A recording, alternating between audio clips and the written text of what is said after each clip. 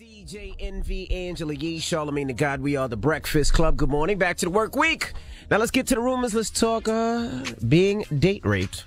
What? It's about time. What's going on? Almost.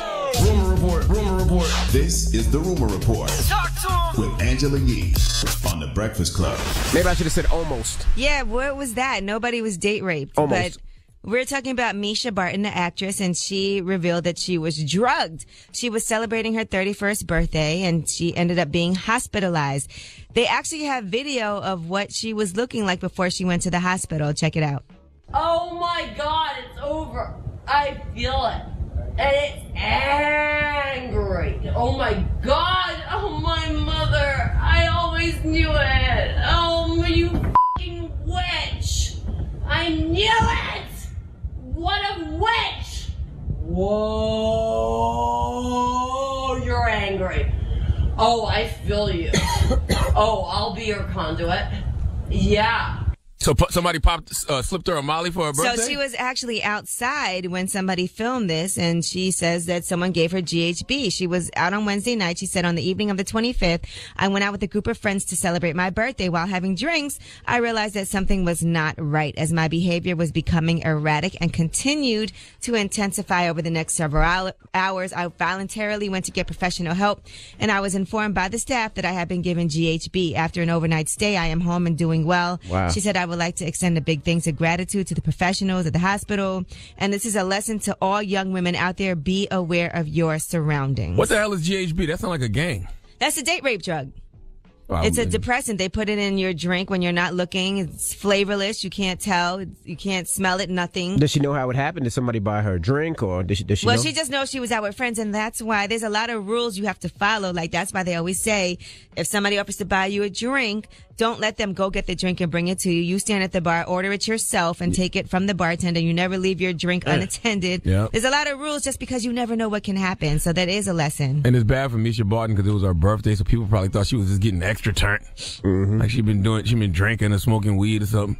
Right. So good thing that Jeez. she was there with her friends and was able to recognize something was wrong and go to the hospital. But, you know, that's it. I'm sure she's embarrassed. This video footage is now out and about of her, out of her mind, basically. Could have been Anything way could have happened. worse. Yeah. Right. Anything could have happened. All right. Chris Brown, in the meantime, is no longer letting his friends drive his cars. Now, we told you last week about his $500,000 Lambo that was left crashed at Coldwater Canyon. There was an accident. No other cars were involved. Cops don't know who was behind the wheel, but Chris Brown does know. And he is, of course, very angry. His friend doesn't have anything, and he took his car, crashed it, left it at the scene of the accident. Now, the friend is saying that he was not under the influence. He just lost control of the car. We don't know if Chris Brown believes that. But in the meantime, he's telling all of his friends that usually have permission to drive his cars, get them keys back, okay? Nobody's allowed to drive my cars anymore. If you wasn't doing anything wrong, why would you leave the car? Like, come Right, on. he- Yeah, he lost absolutely. control. You're telling Absolutely, on yourself, positively. fool. You're telling on yourself. You didn't just lose control. If you just lost control, you'd have stayed there at the scene, waited till the police come, filled out a report. You was drunk, you was high, you wrecked the car, you got the hell out of there. You probably ain't got no license. If I have a Lamborghini, nobody is driving that car, okay? Well, Chris got a couple of them, though. Chris got about 4 or But 5 of still. them. These are his friends. I let my friends drive my cars. So are we friends? Yeah. I mean, if you know how to drive one, yeah. I'm going to be honest with What you. you mean if I wouldn't- know how to drive one? I ain't letting my friends drive no car that's over $500,000. How much them Lamborghinis cost? That one is Between 500,000. 400 and 550. Yeah, there's no way in hell I'm letting somebody drive that. I'm not letting nobody drive my $80,000 car, okay, or my $20,000 Nah, my car. friends drive my cars all the time. I don't have a problem with You it. can drive Not the me. You can drive Get the, your own car. You can drive the Maximal. Or We you can call drive- you or a. you I can drive definitely my- I'll call somebody an Uber or a Lyft wherever they gotta go. That's the fun part about it. These are the cars you dreamed about as a kid. Now that you could actually Yeah, I have dreamed one. about as a kid. If your people, Not you and your friends. Envy, let me hold this. Yeah, go ahead. Some people's I dreams don't just know. don't come true. All right, you know I what? don't I need mind. all Envy friends to try Envy. Ask them for the Phantom. What else Envy got that sound like a spirit? Where do Ghost. I see Envy's friends driving his cars Poltergeist. anyway? What else he got? Nah, The Wrath. Poltergeist. It's the Wraith. The What's a angry. Wrath? What's A the thing Wrath? called? The Wraith. Listen, I'm broke. I can't afford them type of Nah, things. whatever. The Wraith. Y'all see Lil Sean drive my cars all the time? No, I don't. I really don't. Tell him to post it on Instagram. Nah, he do. Little Sean drive my I've car. never I don't care. seen that. He take it with whatever. I don't care. Okay, they just I'm glad cars. you- They just cars. Drop on the clues bomb for Envy being so charitable since they just cars. They just cars. You got insurance. They Well, cars. I need to ride that. I need to drive that car. Next time you're in Jersey, just steal one of Envy cars since they just cars. All right? They He just don't cars. mind. Got insurance. That's what insurance is All right, for. now let's talk about the SAG Awards. Ashton Kutcher set the tone. He opened the show, and here's what he said about the Muslim ban that President Trump has put into place. Good evening, fellow SAG-AFTRA members and everyone at home and everyone in airports that belong in my America. You are a part of the fabric of who we are, and we love you and we welcome you. That's right, Ashton. You ride for your immigrant wife, damn it. Ashton And then got an immigrant wife. John Legend also had something to say before he introduced La La Land. Here's what he said at the Producers Guild Awards. Hold on, pulling it up. Our vision of America is directly antithetical to that of President Trump. I want to specifically tonight reject his vision and affirm that America has to be better than that. I want Donald Trump to sign an executive order that nobody can watch La La Land. I haven't even Why? seen. That I show haven't even doesn't- seen it, but it just seems like Why are something. you hating on It just it? seems like something I wouldn't like. I'm so tired of hearing about it. Well, some of the one big more audio winners- too, Yee. Oh, okay, what do we have? Let's listen. What I've learned from working on Moonlight is we see what happens when you persecute people. They fold into themselves. And what I was so grateful about in having the opportunity to play Juan was playing a gentleman who saw a young man folding into himself as a result of the persecution of his community. And taking that opportunity to uplift him and tell him that he mattered, that he was okay, and accept him. And I hope that we do a better job of that. Great message, but how many That times was you gonna say Mahershala and bro? That was Mahershala Ali. He won outstanding performance by a male actor in a supporting role for his role in Moonlight. And All right. Stupid, man. he said and like 7 times. It's only a 10-second clip. Well, just play it again. Let's count the end. No. Let's count the end. Stop, He leave said him 10 alone. seconds. Okay, no, 20 seconds, we got. What I've learned from working on Moonlight is we see what happens when you persecute people. They fold into themselves. And what I was so grateful about in having the opportunity to play Juan was playing a gentleman who saw a young man folding into himself as a result of the persecution of his community. And taking that opportunity to uplift him and tell him that he mattered, that he was okay, and accept him. And I hope that we do a better job of that. He was nervous, man. No, that was a beautiful, moving speech, and it was very personal for him because he actually converted to Islam, and it was difficult for him to tell his family. And assalamu alaikum Stop to all it. my Muslim brothers and sisters this morning. All right, and we've been talking about Donald Trump's ban all morning, and just to update you guys, Starbucks actually is going to be giving out jobs to a number of people that have been banned and a number of refugees, so they said they are going to do that.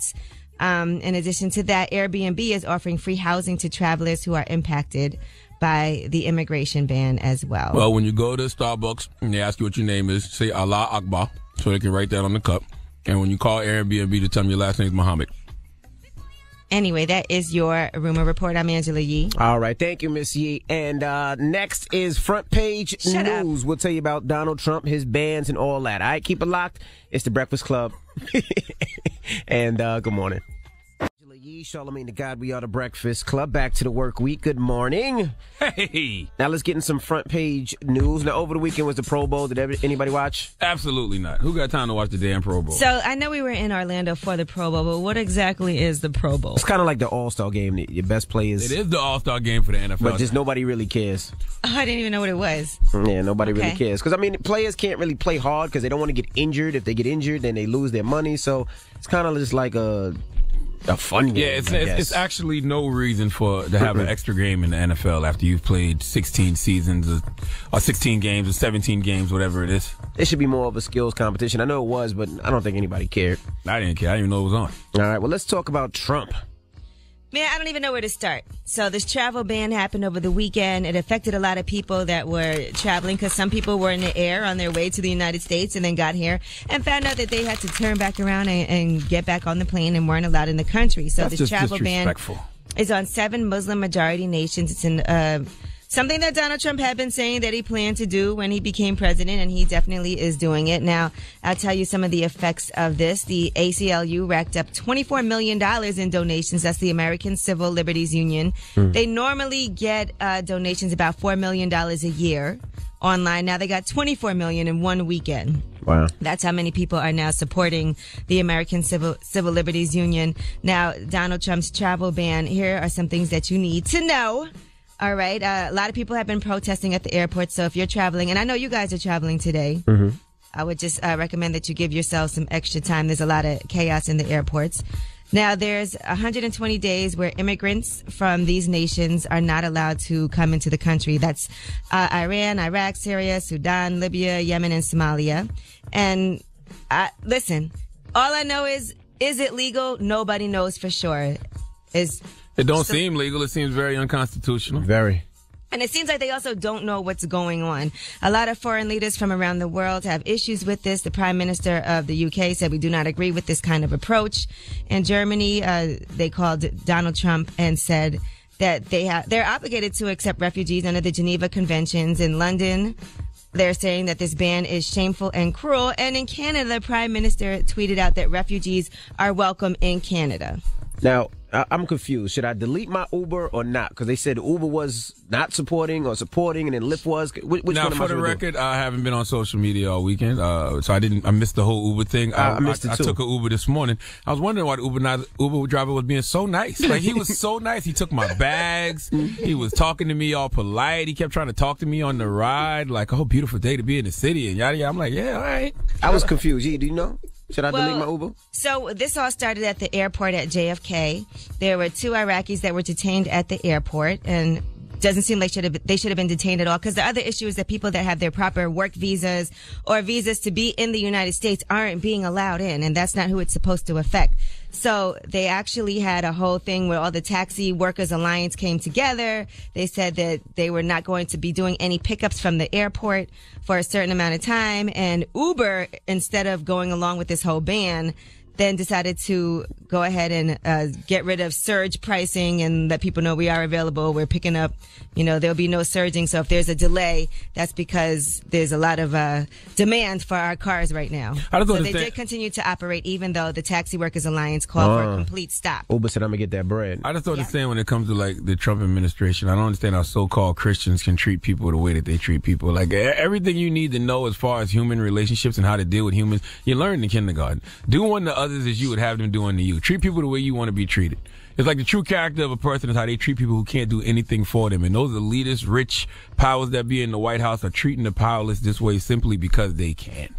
Well, yeah, so a lot of people decided to delete Uber, and then Lyft, in response to what's been going on with Donald Trump and this Muslim ban, they said that they are going to donate $1 million to the ACLU over the next 4 years. And didn't Uber come back and say they're going to donate $3 million? Then Uber came back and said that they're going to donate money, and that's not what they meant, and blah, blah, blah. They said they're going to compensate drivers who are impacted by the ban and drivers who are stuck overseas, and they said they're now standing up for what's right.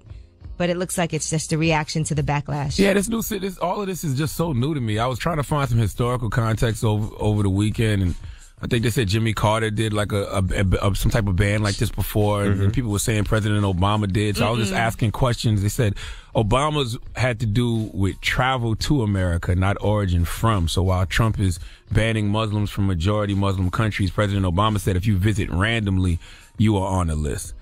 I don't even know what all that means.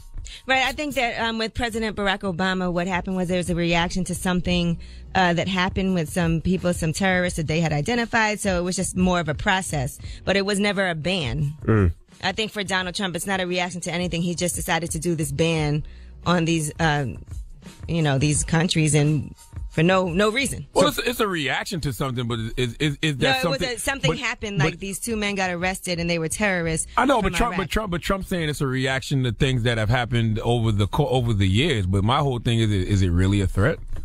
Like, is there really a threat? Like, when you look at terrorists that come from Muslim countries, when is the last time America's been attacked? And the other issue is that he's also banning people that are legally allowed to be in this country. They have their proper visas. They have there's no issues. They've been vetted and still they're not allowed to come. Students, imagine you're a student that's coming here to study abroad and you're coming back to school and now you can't even get here. All right. Well, we'll talk about it some more later. I just want to know, so I can use Uber? Shut up. I used it this morning. I don't know. Don't ask me. You can use a Lyft. Oh, all right, I'll use Lyft. Tell them why you're mad. 800-585-1051. If you're upset, you need to vent, call us right now. Maybe you had a bad weekend, a bad night, whatever it may be. Phone lines are wide open. 800-585-1051. Call us now. It's The Breakfast Club. Good morning.